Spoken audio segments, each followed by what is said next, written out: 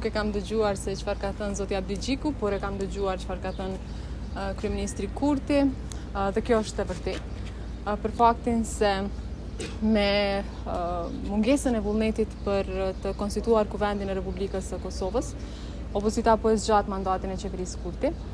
Ju e dini që ne në mars e kemi përmbyllur mandatin ton dhe jemi qeverinë detyrë. Por është jashtëzakonisht e rëndësishme që të konstituohet Kuvendi i Republikës së Kosovës në mënyrë që pastaj të fillojnë afatet për zgjedhjen e qeverisë së Republikës së Kosovës.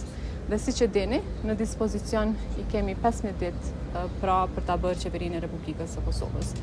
Në këtë drejtim, gjatë kësaj kohe, ne në vend që të kishim një përpjekje edhe nga ana e deputetëve të opozitës, madje edhe kryetarëve të partive opozitare, që ta konstituojnë Kuvendin e Republikës së Kosovës, ne çfarë kemi parë, siç edhe sot ndodhi, ata vinë në kuvend dhe nuk marrin fare pjesë në votim.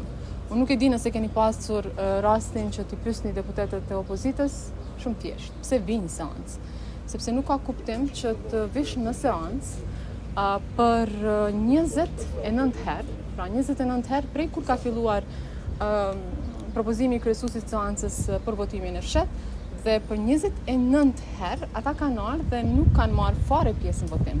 Pra as nuk kanë votuar për, as nuk kanë votuar kundër, as nuk kanë abstenuar. Ne është e vërtetë që nuk kemi marrëveshje me opozitën, por përveç se këta po e bllokojnë konstituimin e kuvendit, ta edhe po e zgjasin mandatin e qeverisë, ta përdit flasin kundër qeverisë, në vazhdimsi flasin se si qeveria Kurti ka qenë qeveria më e dëmshme ndonjëherë, por në anën tjetër duket që as vetë nuk ju besojnë fjalëve të tyre, sepse thjesht po e zgjasin mandatin e qeverisë tonë. Ne, siç kemi thënë, jemi në pritje edhe të vendimit të gjykatës kushtetuese. Urojmë që vendimi i gjykatës kushtetuese të dalë sa më parë. Natyrisht ne do ta respektojmë vendimin e gjykatës kushtetuese, por nuk mundet që vetëm një parti politike me respektu vendimin e gjykatës kushtetuese. Dhe kur jam këtu, po i referohem pikërisht tek gjykimit të gjykatës kushtetuese të vitit 2014, ku gjykata kushtetuese i ka obliguar deputetët e kuvendit që në seancën konstituive të votojnë për, kundër apo të abstenojnë, të përdoret votimi fshehtë apo votimi i hapur, por edhe për kundër kësaj deputetët e opozitës nuk po votojnë. Edhe sot kishte një reagim të shoqërisë civile. Ne si vetëvendosje i kemi pritur ta kemi shoqërinë civile, i kemi treguar për pozicionin ton, i kemi treguar se gjithçka që ka zhvarr nga ne kemi adresuar, por nuk dim se çka mund bëjmë më tepër, sepse numrat janë këto dhe është e rëndësishme që të gjithë deputetët të marrin pjesë në votim për, kundër ose abstenim. Pra ju lutem mos na keq kuptoni, sepse ne asnjëherë s'kemi thënë duhet votojmë patjetër por për, kundër ose abstenim. Azili i gati në korrekt, pas nesër për 3 muaj prej rezultatit të zgjedhjeve për kandidatinë e qeverinë detyrë, a do të vazhdojmë të lidhemi kështu çdo ditë, apo do të ketë përpjekje të pakta për ndonjë takim që mos vinë fare pa takime, pa asgjë në mes të takimeve. Rregullorja e kuvendit, rregullorja e re e kuvendit, siç e dini, obligon thoni që po mblidheni çdo 48 orë. Do të thonë rregullorja e kuvendit e obligon kryesuesin e seancës që t'i thret seanca çdo 48 orë. Prandaj edhe në këtë drejtim ne duhet të mblidhemi çdo 48 orë. Por sa i përket marrëveshjes për konstituim të kuvendit, çështja është që problemi kryesor është që opozita ka vendosur që të vinë seancë dhe të mos votojë. Pra,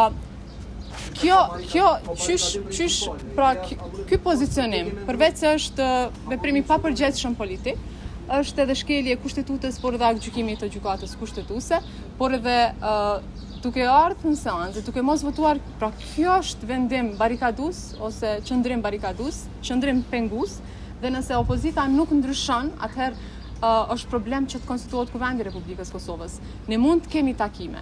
Kryeministri Kurti ka ftuar edhe PDK-n edhe LDK-n në takime, por LDK-ja, siç e dini, ka refuzuar edhe për takime, qoftë edhe për diskutuar për konstituimin e kuvendit, por edhe për marrëveshje politike. Në anën tjetër, PDK-ja shkon edhe, përveç se thot jo Albulena, shton edhe kërkesa tjera, as Albulena, as asnjë ministër i qeverisë Kurti. Pra unë mendoj që është e rëndësishme që t'i braktisim qëndrimet e tilla, për faktin se asnjëra prej subjekteve politike nuk ka të drejtë t'i ndërhyjë partisë tjetër se kush është emri për kryetar kuvendi apo për nën kryetar kuvendi. Prandaj ndonjë diskutim për një emër të dytë përveç jush brenda vetëvendosjes? Unë ju lutem se sa herë të flisni për propozimin e vetëvendosjes, ta merrni përgjigjen nga lëvizja vetëvendosje. Lëvizja vetëvendosje ka dhënë propozimin e saj dhe në këtë drejtim ne nuk po flasim më për emrin.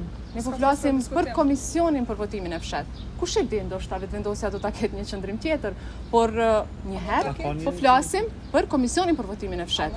Por opozita s'po lejon as me shku te propozimi i radhës, por që është e rëndësishme që të vazhdojmë.